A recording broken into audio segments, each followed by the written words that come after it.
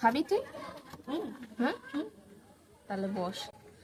আমি যে বাড়িগুলোতে পড়াতে যাই সেই বাড়ির লোকগুলো এত ভালো, সব বাড়ির থেকে। আমাকে সেই শুরু হয়েছে আম থেকে, কাঁচা আম থেকে ডাল, তারপর হচ্ছে চাটনি খাওয়ার জন্য কাঁচা আম থেকে শুরু হয়েছে দেওয়া। তারপর তো গেল পাকা আম, এত পরিমাণে পাকা আম খেয়েছি ওনাদের বাড়িগুলোর থেকে। তারপর খেয়েছি আমের পরে হচ্ছে আম সপ্ত গেল।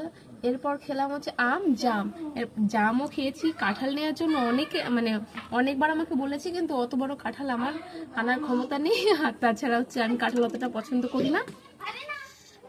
জাম কাঁঠাল চলে গেল, এখন হচ্ছে পেয়ারার পালা। এখন চলছে পেয়ারা।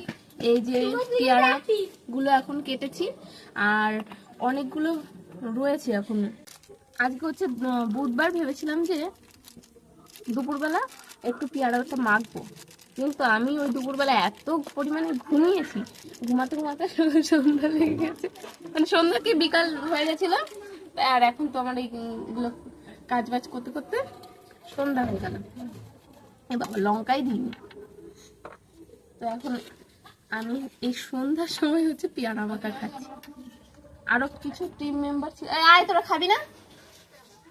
আয়, কে কে খাবি? আয়, কই আয়, সবাই কে কে খাবে? অনেক আয়, কালু আয়। কালু, আমি এখানে পেয়ারাটা মাখছিলাম, আর তার মধ্যে আমার পাড়া প্রতিবেশী অনেক ছোট ছোট ভাই বোন এসে বলছে, দিদি কি মাখাচ্ছ? আমি বললাম, খাবি? খেলে তাহলে বস।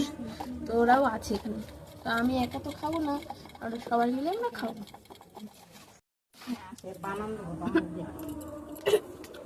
টেস্ট করবি? কি করলে খেলার কথা কথি লাগবে না?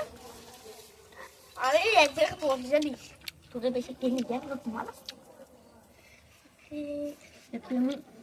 লেবু কি দেবো? দল একটু লাগবে, পুরোটাই দিবি। দেখ আমার টক ভালো।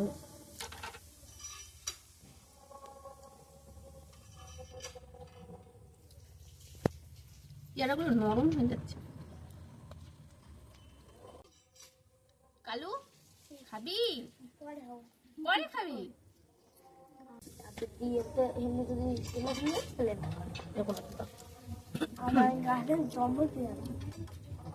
তাই কটা নিয়ে আসতে পারছি আমাদের জন্য? এখনই আনবি? না, আনতে হবে না, আমার কাছে আছে।